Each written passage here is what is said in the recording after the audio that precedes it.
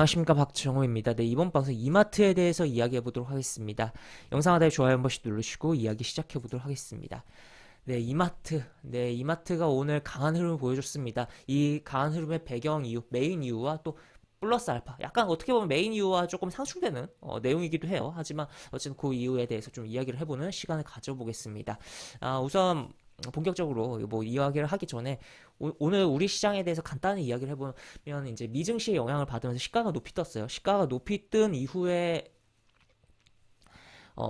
시장에 시가를 유지를 못하는 경우도 굉장히 많은 편인데 오늘은 좀 아니었으면 좋겠다라는 생각도 했지만 역시나 그러지 못했다라고 볼 수 있겠고 중대형주에서 외국인 기관의 매도가 펼쳐지면서 시그널 매도가 또 펼쳐지면서 밀려 내려온 측면이 있었다라고 보시면 되겠습니다. 왜냐하면 외국인과 기관은 본인들의 뭔가 시장의 갑작스러운 움직임이라든지 또 해당 종목의 개별 뭐 이슈로 갑작스러운 움직임이 나왔을 때 유동성이 풍부하잖아요. 사람들이 달려들면서 시가를 띄우고 또 띄운 상태에서 내려가는 만약에 밑으로 던져도 내려가는 부분이기 때문에 본인들의 거래에 있어서 그렇게 유동성이 좀 받쳐주고 또 편리한 그런 부분이 있다라는 거죠. 그러다 보니까 던져버리는 그런 부분이 있는데 일단은 던져버리고 그거를 또 개인들이 받아버리는 그런 안 좋은 부분들이 있는데 뭐 그러한 흐름들이 좀 나온 부분이 있었다라는 거 체크를 해볼 수 있겠고 그런데 이마트 같은 경우는 오늘 시가를 띄우고 오히려 양봉으로 흐름이 나왔다라는 거죠. 그래서 그 이유는 바로 이것이다 라고 체크를 해볼 수 있겠는데 바로 대형마트 의무휴업 폐지 등 국민 제한 톱 10개를 발표. 그래서 이게 확정된 건 아니에요. 확정된 건 아니지만 이거를 이제 국민투표를 한다라고도 하고 그래서 결과가 나올 것인데 이러한 부분이 이슈가 됐다라는 거죠. 그러면 결국에 누가 수혜를 볼 것이냐?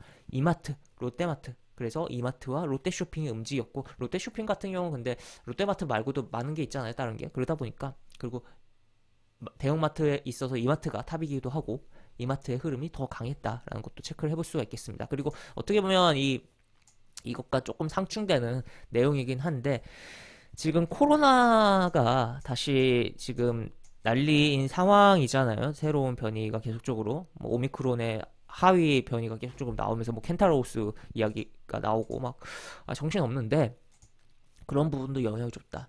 이게 무슨 소리냐? 이마트가 쿠팡 유통업체들 가운데서는 쿠팡을 가장 잘 이제 커버를 했다랄까요? 견제를 했다랄까요? 약간 그런 업체라고 볼 수 있겠죠. 그 코로나 상황 속에서. 그러면서 지난번에 주가가 올랐던 측면도 있었는데 이렇게 현재 코로나 때 저점 거의 근처까지도 떨어지고 10만 원 근처까지 왔다라는 거죠. 이때가 97,300원이고 현재가 10만 원 근처.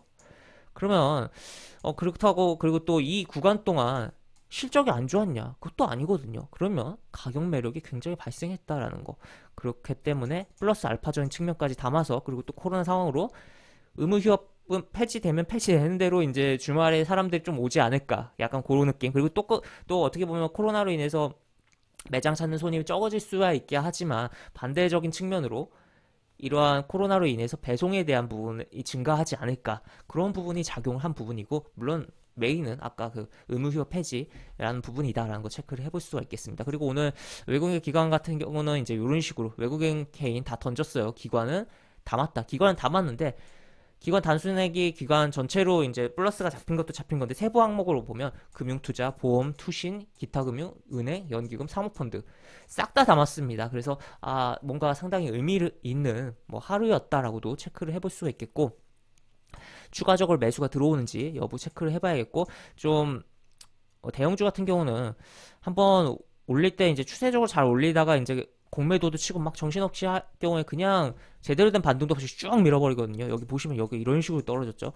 그렇지만 반대로 올라갈 때도 그냥 쭉 올려버리면서 추세적으로 가는 경우들도 있습니다. 이게 기간 이렇게 횡보를 안 잡고 가는 경우들도 굉장히 있어요. 그래서 현재 위치가 물론 매물 부담이 굉장히 많이 되고 역배열 상황이긴 하지만 이 구간이 어느 정도는 그래도 좀 잡아준 구간이 있기 때문에 혹시라도 12만원 구간까지 그냥 달릴 가능성도 기관의 매수에 따라서는 가능성도 조금은 열려있다라는 것도 체크를 해볼 수 있겠고 아니면은 요 봉을 기준으로 해서 어느 정도 조정 주고선 다시 움직일 가능성 그리고 최근에 계속적으로 트렌드죠. 22 이동평에서 떨어지고 역배열 가운데서 이렇게 이것을 밀착시키려고 하는 그러한 뭐 강한 반등을 해주는 흐름들이 나오는 케이스들이 많은데, 그러한 뭐 패턴적인 흐름도 보여준 게 오늘의 이마트였다라고도 보시면 되겠습니다.